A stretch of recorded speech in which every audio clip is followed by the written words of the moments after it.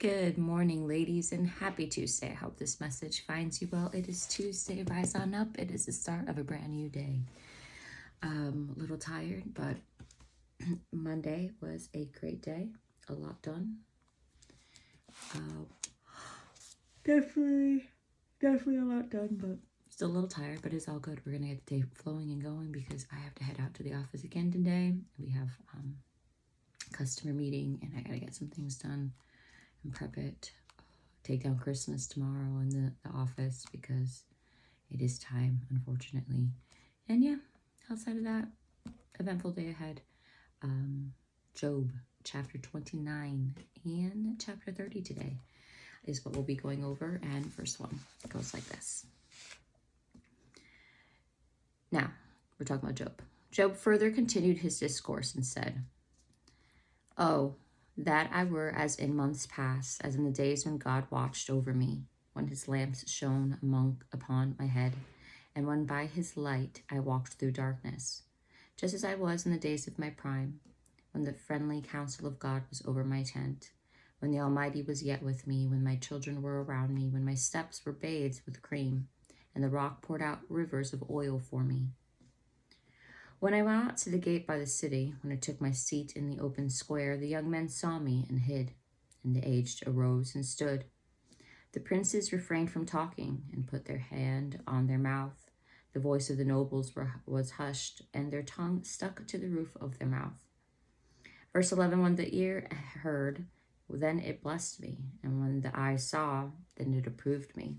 Because it delivered the poor who cried out, the fatherless and the one who had no helper. The blessing of a perishing man came upon me, and I caused the widow's heart to sing for joy. I put on righteousness, and it clothed me. My justice was like a robe and a turban. I was eyes to the blind, and I was feet to the lame, and I was a father to the poor, and I searched out the case that I did not know. I broke the fangs of the wicked and plucked the victim from his teeth. Then I said, I shall die in my nest and multiply my days as the sand. Verse 19, my root is spread out to the waters, and the dew lies all night on my branch. My glory is fresh within me, and my bow is renewed in my hand. Men listened to me and waited and kept silence for my counsel. After my words they did not speak again, and my speech settled on them as dew. They waited for me as for the rain, and they opened their mouth wide as for the spring rain. If I mocked at them, they did not believe it. In the light of my countenance, they did not cast down. Verse 25, I chose the way for them and sat as chief. So I dwelt as a king in the army, as one who comforts mourners. We're in chapter 30, verse 1. But now they mock at me, men younger than I, whose fathers I disdained to put with the dogs of my flock. Indeed, what profit is the strength of their hands to me? Their vigor has perished. They are gaunt from want and famine, fleeing late to the wilderness, desolate and waste, whose pluck mallow by the bushes, and the broom tree roots for their food. They were driven out from among men. They shouted at them as at a thief. They had to live in the clefts of the valleys, in the caves of the earth and the rocks. Among the bushes they brayed, under the nettles they nestled. Verse 8, they were sons of fools, yes, sons of vile men. They were scourged from the land, and now I am their taunting song. Yes, I am their byword. They abhor me, they keep far from me. They do not hesitate to spit in my face. Because he has loosened my bowstring and afflicted me, they have cast off restraint before me. At my right hand the rabble arises. They push away my feet, and they raise against me their ways of destruction. Verse 13, they break up my path. They promote my calamity. They have no helper. They come as broad breakers.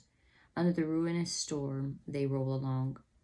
Terrors are turned upon me. They pursue my honor as the wind, and my prosperity has passed like a cloud. And now my soul is poured out because of my plight. The days of affliction take hold of me. My bones are pierced in me at night, and my gnawing pains take no rest. But great force my garment is disfigured. It binds me about as the collar of my cloak. He has cast me into the mire and I have become like dust and ashes.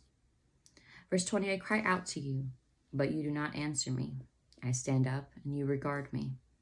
But you have become cruel to me. With the strength of your hand you oppose me. You lift me up to the wind and cause me to ride on it. You spoil my success, for I know that you will bring me to death, and to the house appointed for all living.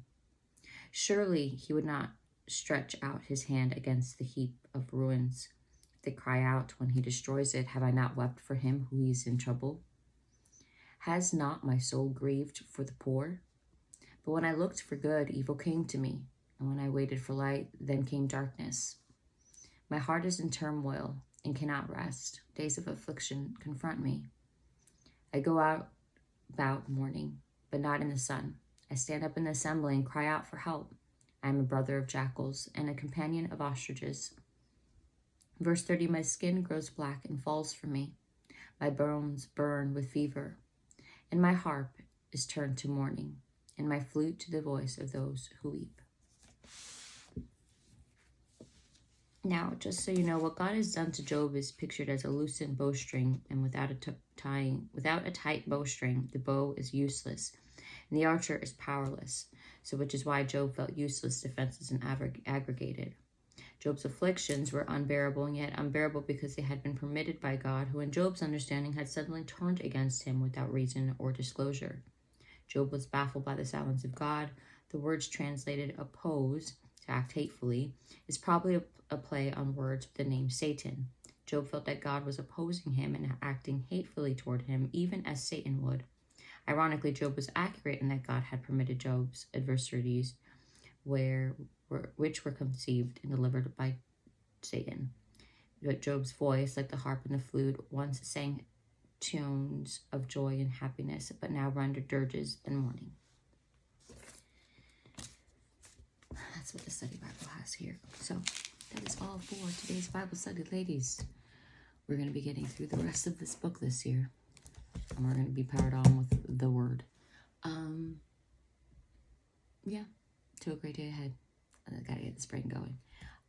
We will talk soon. If you need prayer, if you'd like to discuss, hop on over to Facebook and Instagram where I post daily. And yeah, to a great day ahead.